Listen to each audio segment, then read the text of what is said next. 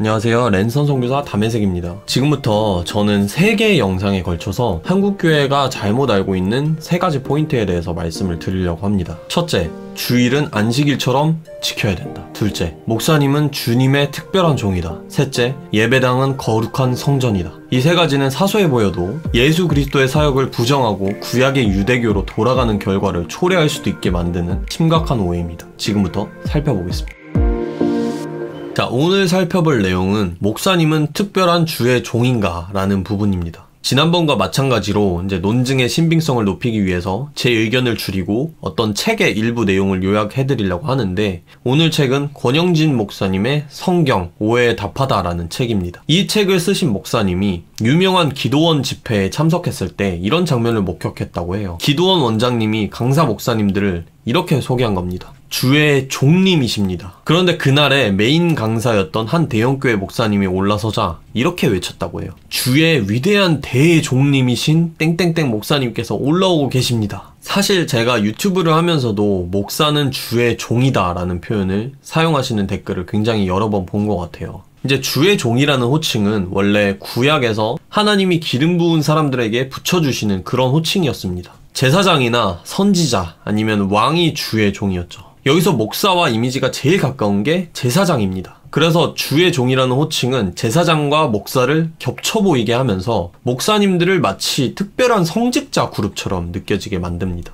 결론부터 말씀을 드리자면 목사는 사제도 아니고 성직자도 아니고 구약의 제사장도 아닙니다. 원래 목사는 성경에 없는 직분이에요. 목사라고 번역된 원어는 목자에 가깝습니다. 목자 하면 떠오르는 이미지는 예수님이고, 예수님처럼 교회의 성도들을 사랑하고 돌보는 것이 초대교회 지도자들의 역할이었어요. 이제 4세기 가톨릭 교회에 와서 이것을 사제라는 특수 계급으로 격상시켰습니다. 그러다 보니까 부패와 타락이 늘어났고 16세기에 종교개혁이 일어난 거죠. 종교개혁의 가장 큰 정신 중에 하나가 만인 제사장주의입니다. 모두가 제사장이란 거죠. 베드로전서 2장 9절에 오직 너희는 택하신 족속이요 왕같은 제사장들이요 거룩한 나라요 그의 소유된 백성이다. 그러니까 개신교는 교회 내의 계급 차이를 인정하지 않습니다. 성직자도 인정하지 않아요. 이게 교파에 따라 약간 차이가 있겠지만 기본적으로 개신교에는 성직자가 없습니다. 목사님들은 가르치시는 역할을 맡은 분들입니다. 여기서 제 사견을 좀 달자면 목사님들이 죄에 빠지셨거나 아니면 너무 비상식적인 행동을 하시거나 아니면 이단 사상을 가르치지 않는 이상 마땅한 존경을 드리고 권위를 세워드리는 것이 맞다고 생각을 합니다. 근데 여기서 존경의 이유는 그분들이 하시는 일과 수고, 성도들을 향한 그 사랑의 자세, 그리고 리더로서의 무게나 위치, 이런 것들입니다.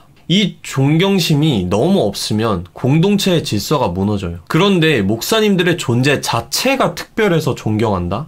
특별해서 권위를 부여한다? 제가 볼 때 이건 우상숭배예요. 우리 모두는 하나님 앞에서 똑같이 특별한 존재입니다. 예수 그리스도로 말미암아서 우리 모두가 하나님의 거룩한 자녀들이 됐어요. 우리 다 왕같은 제사장들이에요. 이제 그리스도 아래에 더 이상 존재적인 계급 차이라는 거는 있을 수가 없습니다. 다시 이제 책으로 돌아가 보자면 평신도라는 용어도 사실 목사의 권위를 강화하는 데 쓰여진다고 해요. 근데 이 부분은 옳지 않음을 알면서도 마땅한 용어가 없어서 쓰게 되는 것도 있습니다. 아무튼 현재 교회에서 통용되고 있는 이 주의 종이라는 개념은 하루빨리 바뀌어야 돼요. 특별한 계급을 뜻하는 용어가 아니라 봉사와 섬김을 맡은 자라는 의미로 바뀌어야 되는 것입니다. 그렇게 보면은 장로, 권사, 집사를 포함한 교회의 모든 직분자는 주의 종입니다. 구약시대에 기름 부음 받은 사람들의 계급이 왕부터 목동, 부자부터 가난한 자들까지 다양했던 것처럼 누구나 하나님의 종이 될 수 있습니다. 사실 레위지파 사람들은 특별히 구별된 존재가 맞았는데 이건 구약까지만입니다. 목사님들은 제사장이 아니에요. 첫 초대교회의 지도자들도 레위지파 사람들이 당연히 아니었죠. 레위지파 사람들도 있었겠지만 그래야 되는 건 아니었습니다. 결과적으로 모든 그리스도인들은 주의 종이라는 겁니다. 사실 교회 직분이 없다고 해도 모든 기독교인들이 이웃을 내 몸과 같이 섬기는 일에 부르심을 받았어요. 그러니까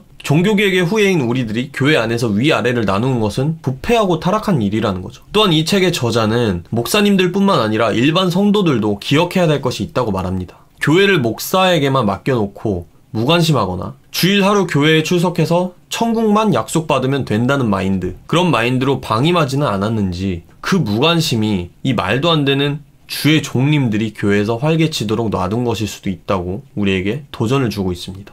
여기서 제 의견을 좀 말씀드리면 기성세대의 신자분들일수록 목사님의 직분을 특별하다고 여기는 경우가 많은 것 같습니다.